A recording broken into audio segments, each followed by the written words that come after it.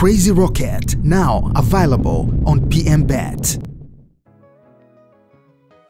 Karibu mtazamaji wa PMTV katika update za michezo na Juma Idi Bangla. Kocha mkuu wa timu ya taifa ya kandanda ya wanaume ya Nigeria, Eric Chelle, ameshutumu timu ya soka ya Jamhuri ya Kidemokrasia ya Kongo kwa kutumia uchawi.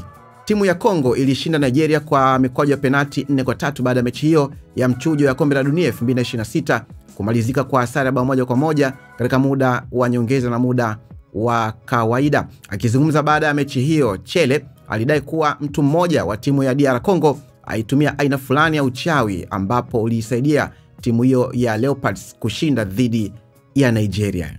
Chelle alieleza kuwa mambo ya ndumba zilimfanya ajishughulishe na mvutano wa kimwili pembeni wakati mikwaju ya penati ikipigwa. Chelle alieleza kuwa hiyo ndio sababu ya kuzuka kwa mzozo kati yake na benchi la ufundi la DR Congo mwishoni mwa mchezo huo.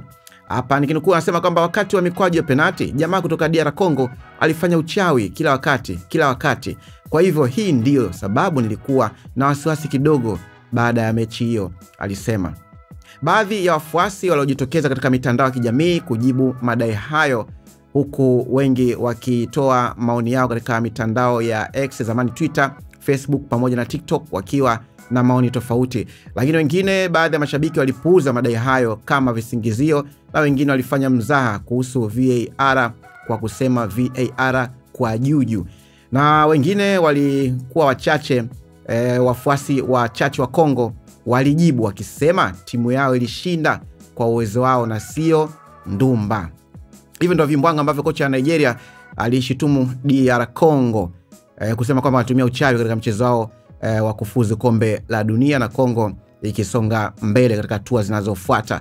Hii ni update ya michezo kwa hisani kubwa ya PMBet. Shinda magari, shinda fedha, draw zake za Royal Win pamoja na Super Royal Sports. Unaweza kupata Toyota Harrier pamoja na Toyota IST. Cheza sasa kama bado hujajiunga, tembelea pmbet.co.tz.